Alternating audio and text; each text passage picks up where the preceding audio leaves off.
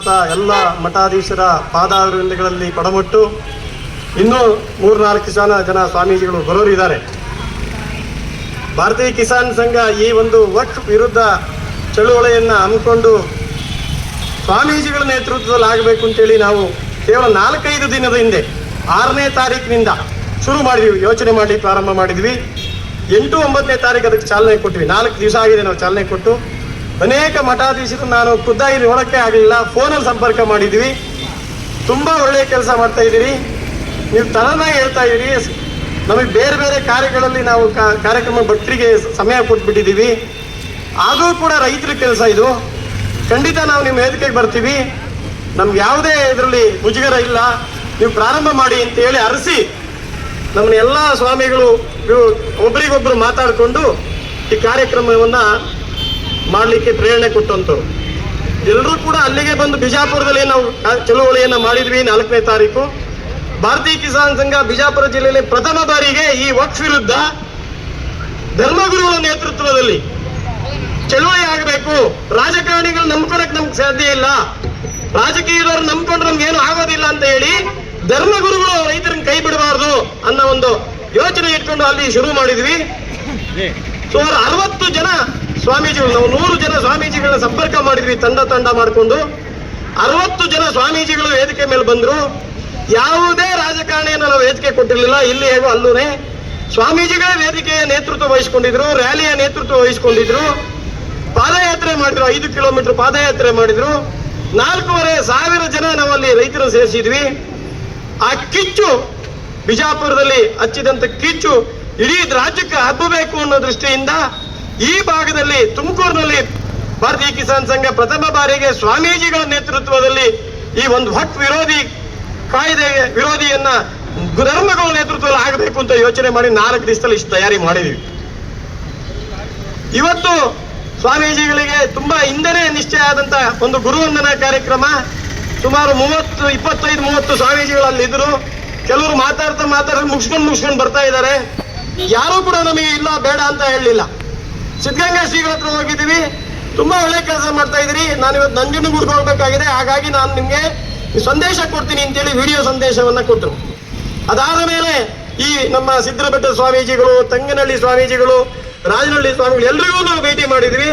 ತುಂಬಾ ಒಳ್ಳೆಯ ಕೆಲಸ ನೀವು ಮಾಡ್ತಾ ಇದ್ದೀರಿ, ಮಾಡಿ ಅಂತೇಳಿ ಅವರೇ ಸ್ವಾಮೀಜಿಗಳು, ನಮ್ಗೆ ಎಷ್ಟೋ ಜನ ಸ್ವಾಮಿಗಳು ಹೆಸರು ಮತ್ತು ಊರು ನಮ್ಗೆ ಗೊತ್ತಿದ್ದಿಲ್ಲ, ಅನೇಕರ ಹೆಸರನ್ನ ಫೋನ್ ನಂಬರ್ನ ಕೊಟ್ಟು ಅಲ್ಲೇ ಕುಂಡಿಸಿ ನನ್ನ ಹತ್ರ ಫೋನ್ ಮಾಡಿಸಿದ್ರು. ನಮ್ಮ ಅಧ್ಯಕ್ಷರು ನನಗೆ ಹೇಳಿ ನೀವು ಮಾಡಿ ಅವರಿಗೆ ಅಂತೇಳಿ. ನಾವು ಮಾಡಿದ ನಂತರ ಅವ್ರು ಮಾಡಿ ಹೇಳಿದ್ರು, ರೈತರದೊಂದು ಕೆಲಸ ಆಗ್ತಾ ಇದೆ, ಚಳುವಳಿ ಆಗ್ತಾ ಇದೆ, ನಾವೆಲ್ಲ ಬರಬೇಕು ಅಂತೇಳಿ ಅವರೇ ನಮ್ಮ ಪರವಾಗಿ ಆಹ್ವಾನವನ್ನ ನಮ್ಮ ಬಸವ ಮಹಾಲಿಂಗ ಸ್ವಾಮಿಗಳು ಕೊಟ್ಟು ನಮ್ಮನ್ನೆಲ್ಲ ಪ್ರೇರಣೆ ಕೊಟ್ಟು ಈ ಕಾರ್ಯಕ್ರಮಕ್ಕೆ ಬೆಂಬಲವನ್ನು ಸೂಚಿಸಿದರು. ನಮ್ದೊಂದೇ ಪ್ರಶ್ನೆ, ನಮ್ಮ ಮಠಾಧೀಶರು, ನಾನು ಮೊದಲು ಮಠಗಳ ಬಗ್ಗೆ ಮಾತಾಡ್ತೀನಿ, ತಪ್ಪು ತಿಳ್ಕೋಬಾರ್ದು.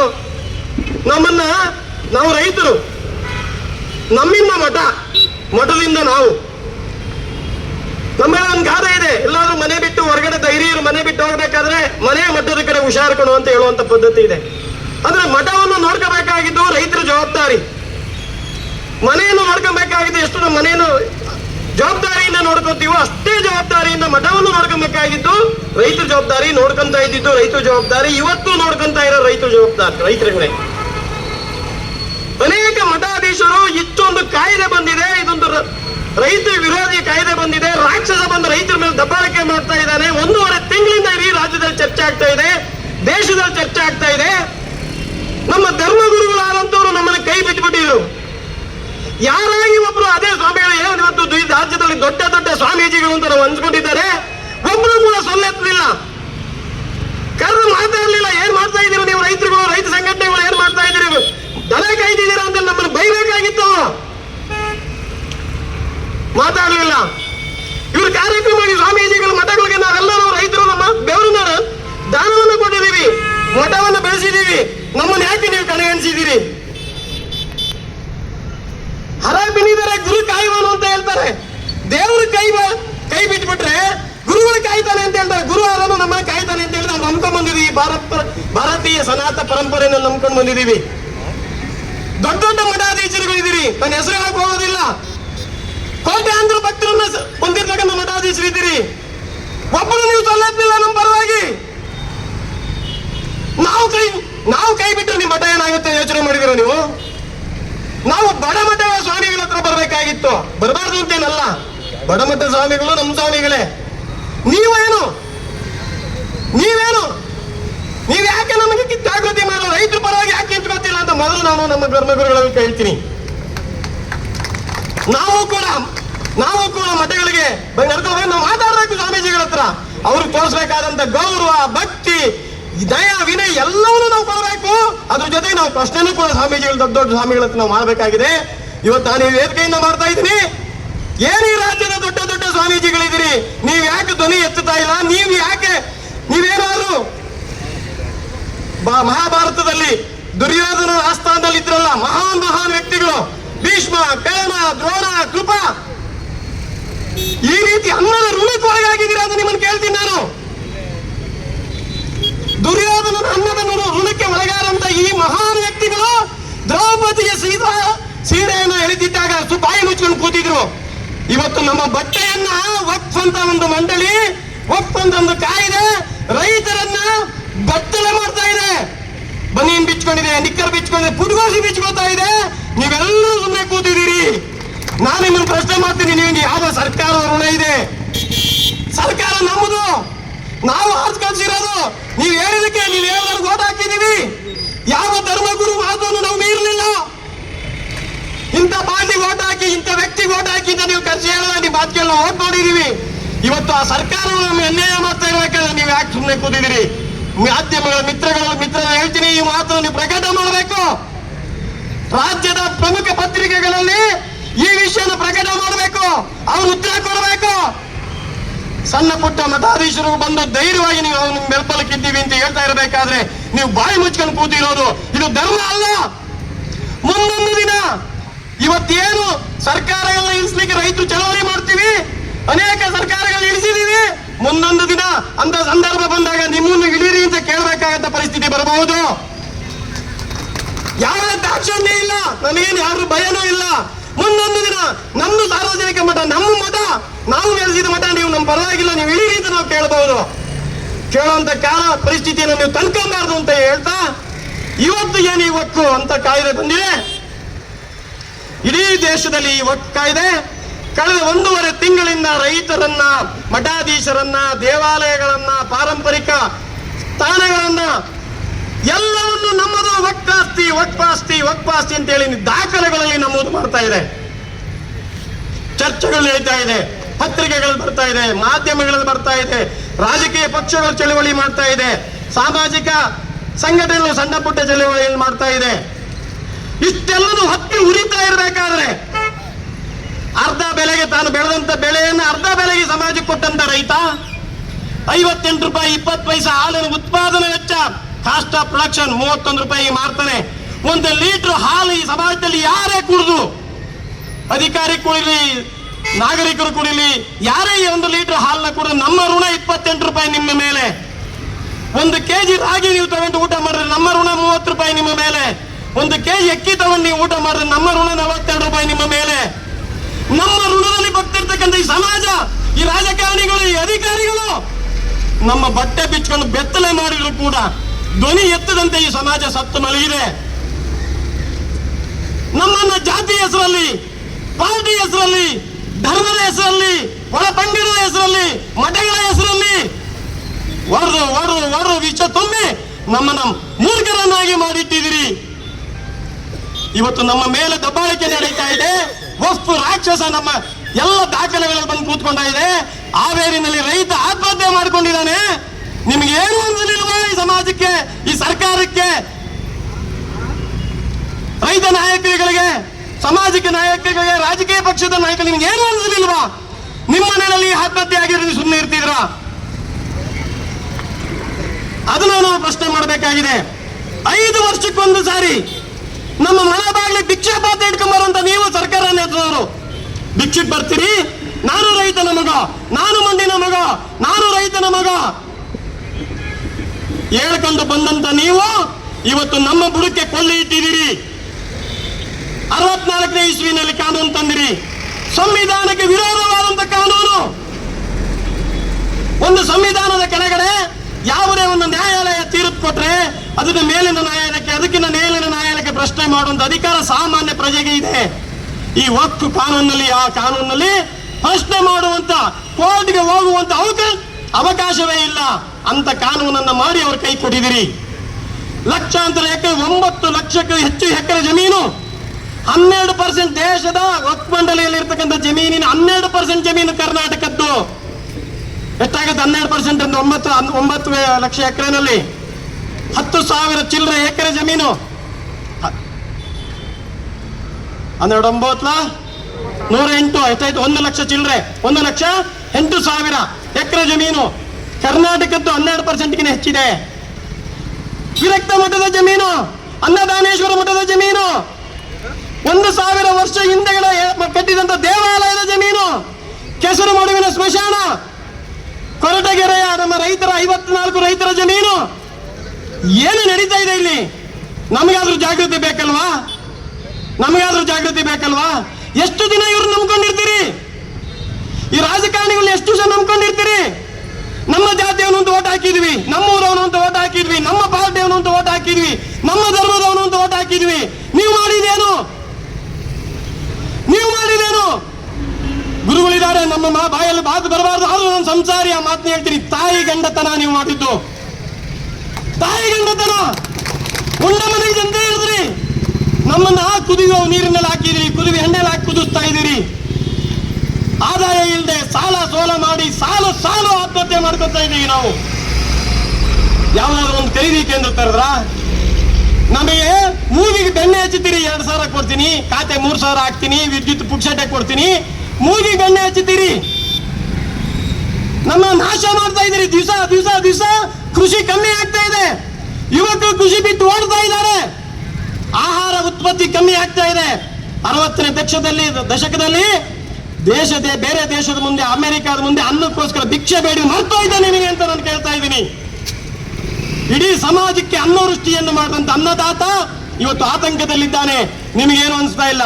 ನೋಟಿಸ್ ವಾಪಸ್ ತಗೊಂಡಿದ್ದೀನಿ ಅಂತ ಹೇಳ್ತಾ ಇದ್ದೀರಿ. ನೋಟಿಸ್ ವಾಪಸ್ ತಗೊಂಡ್ರೆ ಕಾನೂನು ರದ್ದಾಗತ್ತಾ? ಮೂರ್ಖರಿಗೆ ಹೇಳ್ತಾ ಇದ್ದೀರಾ ನೀವು? ಮೂರ್ಖರಿಗೆ ಹೇಳ್ತಾ ಇದ್ದೀರಾ ಈ ಪ್ರಶ್ನೆಯನ್ನ? ನಾವೇನು ಮೂರ್ಖರ ರೈತರು?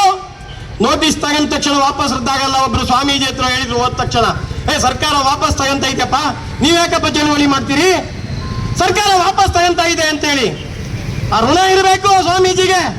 ನಾನು ಅಲ್ಲೇ ಹೇಳಿದೆ, ಸ್ವಾಮೀಜಿ ನೋಟಿಸ್ ವಾಪಸ್ ತಗೊಂಡ್ಬಿಟ್ಟಿದ್ರೆ ಕಾನೂನು ರದ್ದಾಗೋದಿಲ್ಲ. ಪ್ರತಿ 10 ವರ್ಷಕ್ಕೆ 5 ವರ್ಷಕ್ಕೆ ಕಾನೂನು ತಿರ್ಕೊಂಡು ಬರ್ತಾನೆ ಇದೆ. ನಮ್ದು ಆಸ್ತಿಯಿಂದ ಅವ್ರ ರೆಕಾರ್ಡ್ ಅವರ ಹೆಸರಿನಲ್ಲಿ ಇರ್ತದೆ. ಕಾನೂನು ರದ್ದಾಗಬೇಕಾಗಿದೆ. ಸಂವಿಧಾನಕ್ಕೆ ಅನುಗುಣವಾಗಿರ್ತಕ್ಕಂಥ ಕಾನೂನು ಬೇಕಾಗಿದೆ. ಇದರಲ್ಲಿ ಕೇವಲ ವಕ್ಫ್ ಆಸ್ತಿನಲ್ಲಿ ಯಾರೋ ಹಿಂದೂಗಳಿಗೆ, ಕ್ರೈಸ್ತರಿಗೆ, ಸಿಖ್ಖರಿಗೆ, ಜೈನರಿಗೆ, ಅಲ್ಪಸಂಖ್ಯಾತರಿಗಲ್ಲ, ನಮಗಿನ್ನ ಹೆಚ್ಚು ಅನ್ಯಾಯ ಆಗಿರೋದು ಮುಸಲ್ಮಾನರಿಗೆ. ನಮ್ಮ ಕರಪತ್ರದಲ್ಲಿ ಮುದ್ರಣ ಮಾಡಿದೀವಿ, ಮುಸಲ್ಮಾನರ ಆದಾಯ ಬರಬೇಕು ಅಂತ ಹೇಳಿ. ವಿಜಯಪುರದಲ್ಲಿ ಕಿಸಾನ್ ಸಂಘದ ಪ್ರಧಾನ ಕಾರ್ಯದರ್ಶಿ 10 ವರ್ಷದಿಂದ ವಕ್ಫ್ ಮಂಡಳಿಗೆ ಬೆಂಗಳೂರಿಗೆ ಅಲಿತಾ ಇದ್ದಾನೆ. ಬಸ್ ಚಾರ್ಜ್ ಎಷ್ಟಾಗುತ್ತೆ ವಿಜಯಪುರದಿಂದ? ಬರ್ಲಿಕ್ಕೆ 1,000, ಹೋಗ್ಲಿಕ್ಕೆ 1,000. 10 ವರ್ಷದಿಂದ ವಕ್ಫ್ ಮಂಡಳಿಗೆ ಅರಿತಾ ಇದ್ದಾನೆ. ಆದೇಶ ಆಗಿಲ್ಲ. ಆದೇಶ ಆದ್ರೂ ಕೂಡ ಬೇರೆ ಒಂದು ಪ್ರಶ್ನೆ ಮಾಡಂಗಿಲ್ಲ. ವಕ್ಫ್ ಮಂಡಳಿ ಆದಾಯ ಆಗಿರುತ್ತೆ. ಆ ಮಂಡಳಿಯಲ್ಲಿ ಬರೀ ಮುಸಲ್ಮಾನರೇ ಇರಬೇಕು ಅಂತ ಇದೆ. ಜಡ್ಜು ಮುಸಲ್ಮಾನ, ಕ್ಲಾರ್ಕ್ ಮುಸಲ್ಮಾನ, ನ್ಯಾಯ ಕೊಡೋನು ಮುಸಲ್ಮಾನ, ಮ್ಯಾನೇಜರ್ ಮುಸಲ್ಮಾನ, ಆದೇಶ ಮಾಡೋನು ಮುಸಲ್ಮಾನ. ಆ ಮಂಡಳಿ, ವಕ್ಫ್ ಮಂಡಳಿ ಮುಸಲ್ಮಾನರು ಇರ್ತಾರೆ.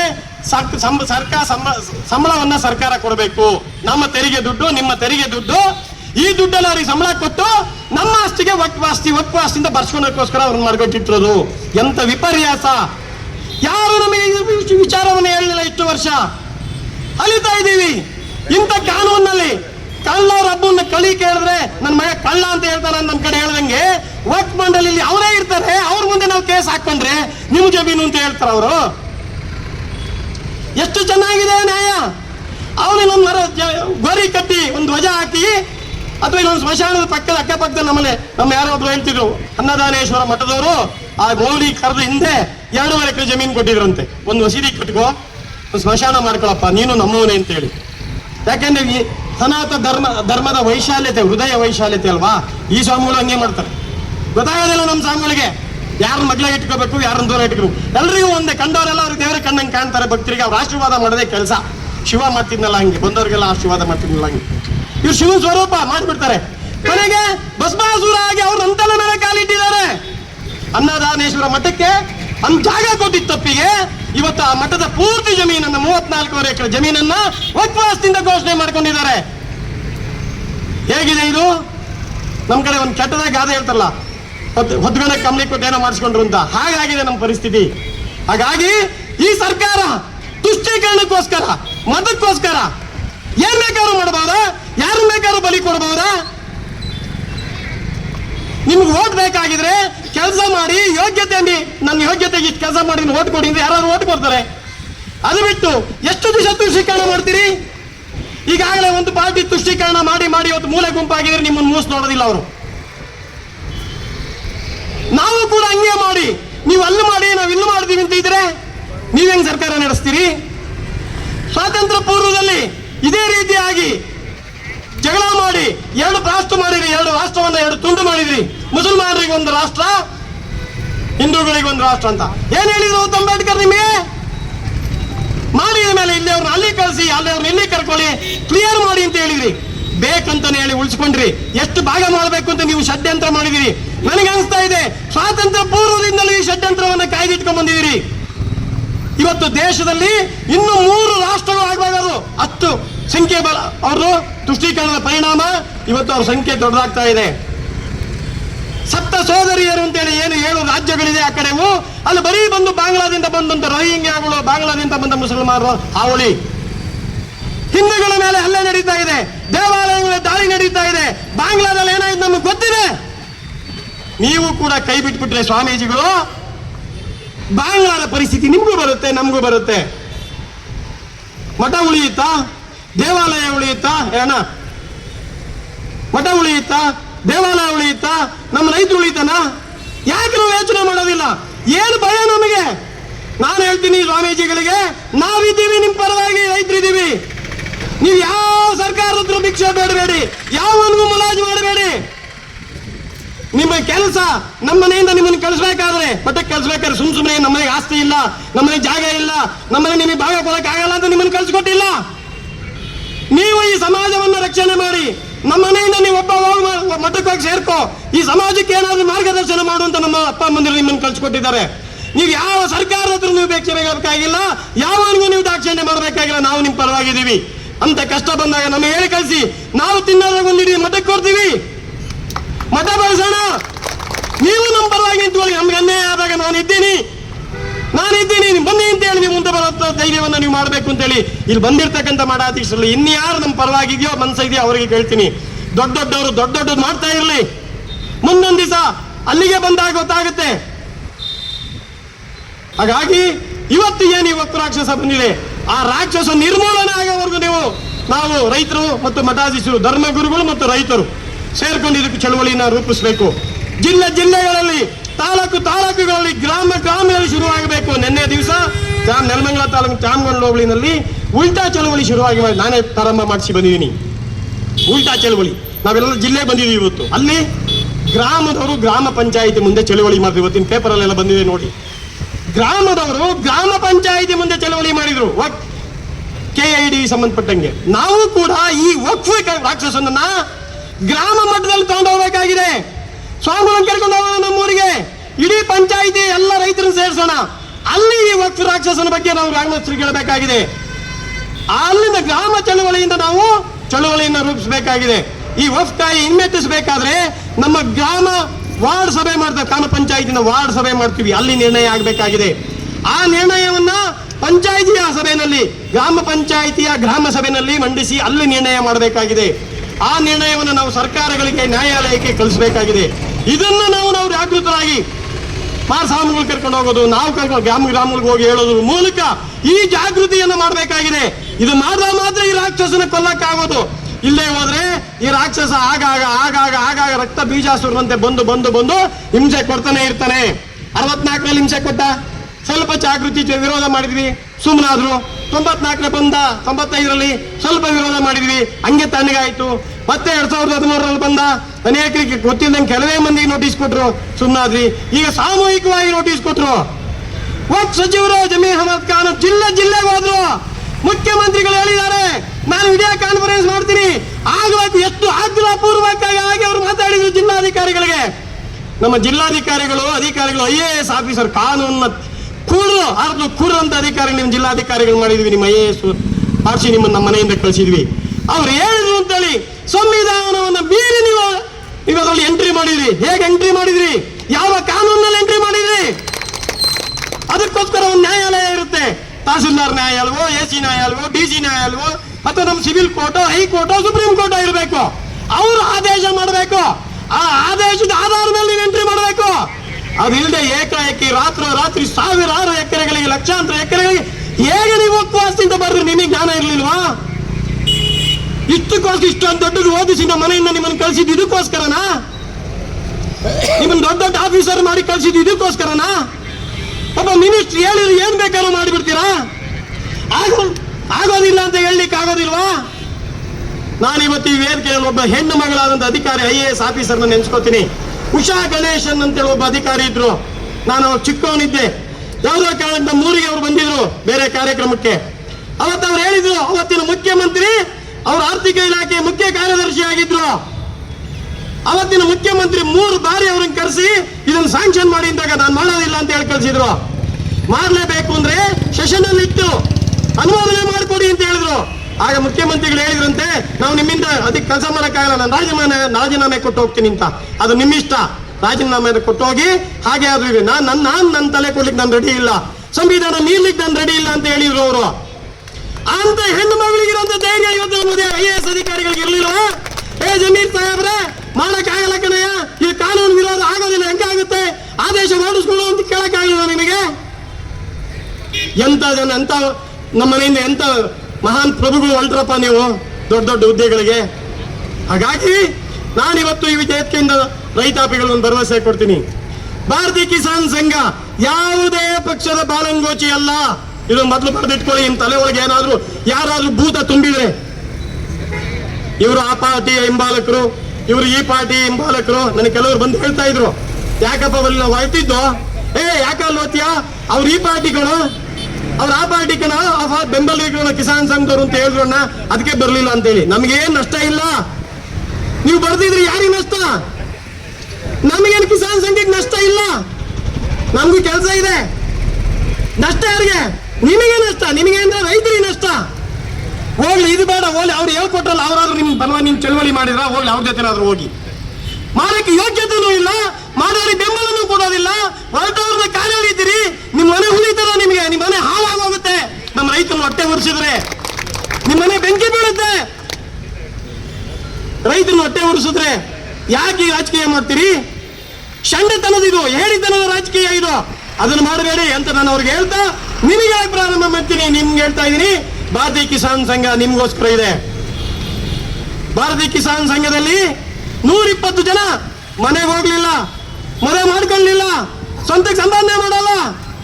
ನಮಗೋಸ್ಕರ ದೇಶಾದ್ಯಂತ ಹೆಗಲಿಗೊಂದು ಬಟ್ಟೆ ಹಾಕೊಂಡು, ಮೈ ಮೇಲೆ ಒಂದು ಬಟ್ಟೆ, ಬ್ಯಾಗಲ್ಲಿ ಒಂದು ಬಟ್ಟೆ ಹಾಕೊಂಡು, ಇವತ್ತೇನು ಮಠಾಧೀಶರು ಕಾವ್ಯ ಹಾಕೊಂಡಿದ್ದಾರೆ, ಅವ್ರು ಕಾವ್ಯ ಹಾಕೊಂಡಿಲ್ಲ. ಆ ರೀತಿ ರೈತ ಸಂಘಟನೆಗೋಸ್ಕರ 120ಕ್ಕೂ ಹೆಚ್ಚು ಜನ ದೇಶದಲ್ಲಿ ಕೆಲಸ ಮಾಡ್ತಾ ಇದ್ದಾರೆ. ಅಂತ ಪವಿತ್ರವಾದ ಸಂಘಟನೆ ಇದು ಕಿಸಾನ್ ಸಂಘ. ಯಾವ್ದ ಕಾಂಜಿ ಪಿಂಜಿ ಸಂಘಟನೆ, ರೋಲ್ ಕಾಲ್ ಸಂಘಟನೆ ಅಲ್ಲ. ಹಾಗಾಗಿ ನಾವಿದ್ದೀವಿ.